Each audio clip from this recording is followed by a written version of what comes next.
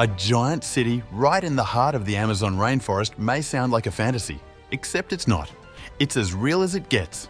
This extraordinary place is none other than Manaus, a city that thrives as a home to more than 2 million residents and stands apart from the towering skyscrapers of New York or the bustling streets of Tokyo. But what makes this city truly captivating isn't just its sheer size and the people who call it home. It's the story of how it all came to be. So, how did a city so deeply entrenched in the Amazon become a bustling urban centre? In this video, we'll embark on a journey through time to uncover the remarkable tale of Manaus. We'll delve into its past, explore its present, and perhaps catch a glimpse of what the future holds for this unique urban oasis. The city of Manaus traces its roots back to the late 17th century, when some clever Europeans saw a golden opportunity amidst the rubber boom. Back then, rubber was a hot commodity, an important material for crafting everything from tires to hoses. And where could you find an abundance of this rubber wonder? The Amazon. So, aware that the Amazon rainforest was more than just a huge stretch of trees, but a treasure trove of valuable resources, these men hatched a plan. They decided to create extensive plantations to cater to the growing demand for latex from the rubber trees abundant in the rainforest.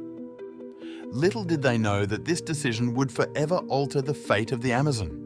Their first settlement, a small fort named São José do Rio Negrinho, was established in 1669 by Captain Francisco da Mota Falcão. Falcão and his fellow Europeans opted for that specific location in the midst of what seemed like nowhere because they saw an opportunity. It turned out that the Amazon River flowed right by the fort. Back then, when airplanes and trucks weren't a thing yet, rivers were the go-to highways for moving goods. So, having the fort by the river made it easy for them to ship that valuable rubber to the rest of the world. As time rolled on, the fort evolved into a town, and in 1809 it took the place of Barcelos as the capital of the Rio Negro Captaincy General. Then, in 1850, it became the capital of the Amazonas province and received a new name, Manaus, inspired by an Indian river tribe. Between 1890 and 1920, a regional economic boom, fueled by the production of natural rubber from the Hevea brasiliensis tree, brought immense wealth to Manaus. As the rubber business succeeded, so did the city. People from various walks of life started flocking to Manaus for work. With this influx of newcomers, the city needed essential facilities like houses, hospitals, and schools. So, right there in the heart of the rainforest, they built it all. During that time, Manaus witnessed the rise of impressive structures, including the cathedral and the Teatro Amazonas, a lavish opera house built in 1896. These stunning buildings, along with establishing the port for trade, marked a significant turning point for the city. Not only that, but Manaus also secured its place as one of the first Brazilian cities to have electricity. Then, in 1902, a British company stepped in to enhance the port facilities. This included the construction of a customs house, a solid quay made of stone, warehouses, and floating piers designed to accommodate the Amazon River's significant annual rise and fall, which could reach up to 40 feet. Many of the materials needed for these constructions, such as iron and glass, were specially imported from Britain, France, and other parts of Europe. With these developments, more rubber barons established their headquarters in the city, capitalizing on its strategic location along the Amazon River. This led Manaus to dramatically transform from a small village into a bustling metropolis, beautified with grand architecture and equipped with modern conveniences. In no time, the city emerged as a major hub for rubber production and export, earning itself the nickname the Paris of the Tropics. Unfortunately, this period of prosperity didn't last forever. Things changed over time. The rubber boom eventually came to an end in the 1920s. This happened because rubber plantations were introduced in other parts of the world and altered the demand for rubber. As a result, the entire industry went downhill, and the city faced a severe economic downturn. Realizing that their city was on the verge of collapse, the people of Manaus had to find a way to adapt and survive. They needed to discover new avenues to keep the city going.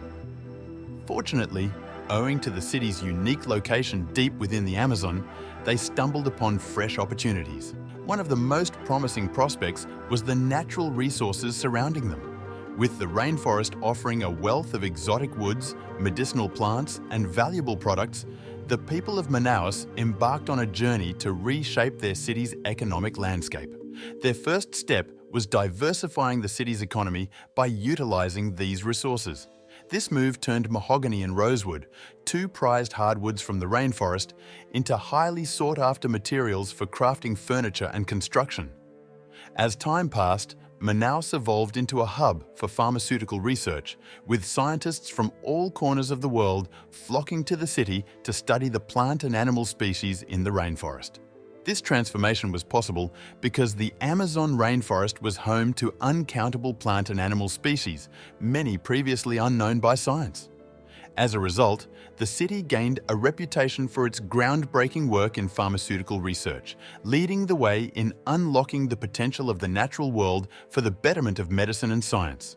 This shift not only revitalized the city's economy, but also cemented its place as a center of innovation and discovery.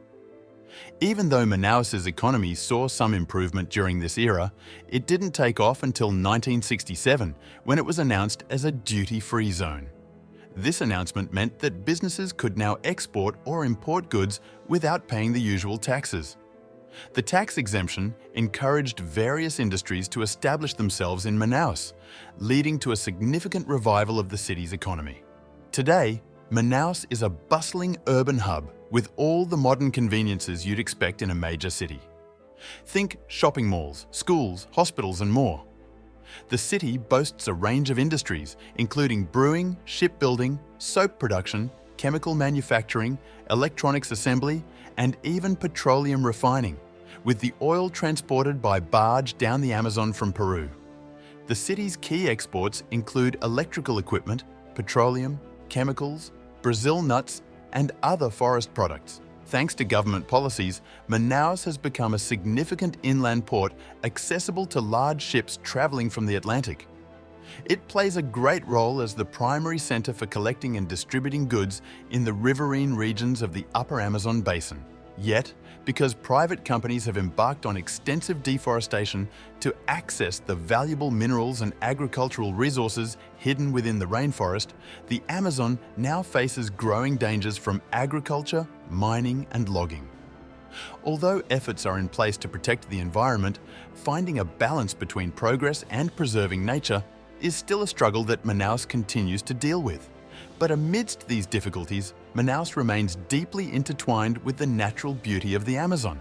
While the Amazon rainforest may seem like a realm untouched by human influence, Manaus serves as a testament to the fact that people can not only survive, but thrive in the most unexpected of places. This, in part, is why Manaus remains a place where millions call home.